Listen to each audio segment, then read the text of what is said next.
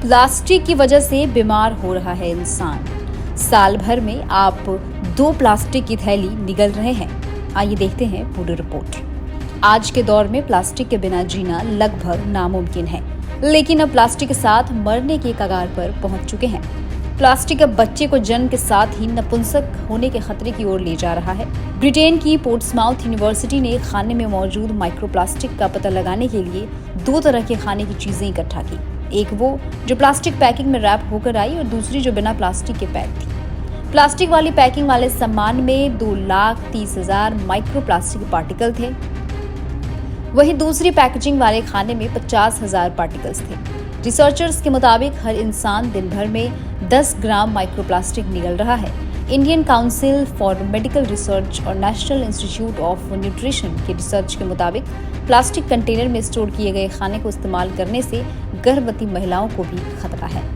ये खतरा उन पुरुष बच्चों को भी ट्रांसफर हो रहा है, क्योंकि माइक्रोप्लास्टिक के कण प्रजनन क्षमता खराब करने के लिए जिम्मेदार माने गए हैं। दरअसल प्लास्टिक के बेहद बारीक कणों को माइक्रोप्लास्टिक कहा जाता है। ग्लोबल लेवल पर हर हफ्ते औसतन 0.1 से लेकर 5 ग्राम माइक्रोप्लास्टिक अलग अलग तरीकों से मानव के शरीर में जा सकता है।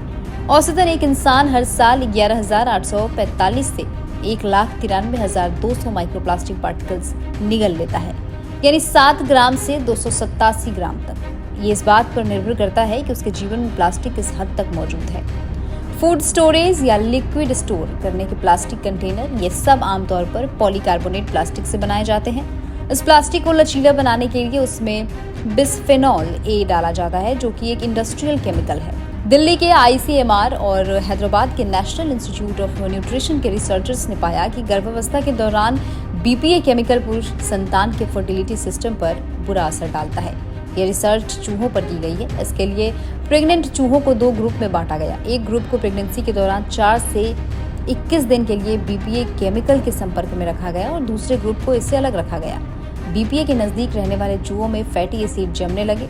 स्पर्म की ग्रोथ के लिए जरूरी मेम्ब्रेन के आसपास इस फैटी एसिड के नुकसान होता पाया। इस रिसर्च को international journal of molecular sciences में प्रकाशित किया गया है। BPA केमिकल हार्मोन्स को प्रभावित करता है और कैंसर और इनफर्टिलिटी का कारण बनता है। लेकिन अब जन्म से पहले ही प्लास्टिक के बीमार कर देने वाले खतरे भी सामने आ रहे हैं। लंच प्लास्टिक में बंद, पानी प्लास्टिक में बंद, दूध प्लास्टिक में बंद, यहाँ तक कि बाजार का हर सामान प्लास्टिक में बंद होता है। बाजार से राशन आया तो प्लास्टिक पैकेजिंग में और घर में सामान स्टोर हुआ तो वो भी प्लास्टिक में।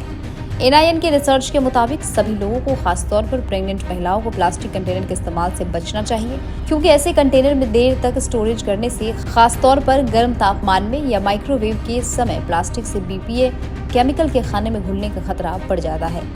दरअसल किचन में 2 तरह का प्लास्टिक मौजूद रहता है। 1 टाइम यूज जैसे पानी की डिस्पोजेबल बॉटल्स या पैकेजिंग वाला प्लास्टिक, और दूसरा वो प्लास्टिक कंटेनर जिन पर फूड ग्रेड या BPA फ्री लिखा रहता है। कंपनियां दावा करती हैं कि BPA की फूड ग्रेड प्लास्टिक नुकसान नहीं करता, लेकिन एक्सपर्ट्स इस बात से इत्तेफाक नहीं रखते।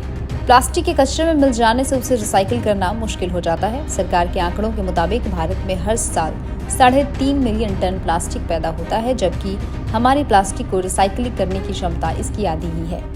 1 जुलाई 2022 से प्लास्टिक की ऐसी 21 सिंगल यूज आइटम्स पर सरकार ने बैन लगाया था, जिन्हें रिसाइकिल करना मुश्किल है। उम्मीद है आपको ये रिपोर्ट पसंद आई होगी। अगर आपको ये खबर अच्छी लगी तो अपने दोस्तों के साथ शेयर करना बिल्कुल ना भूलें। देश और दुनिया की तमाम खबरों के साथ बने रहने के लिए देखते रहिए सहारा समय डिजिटल।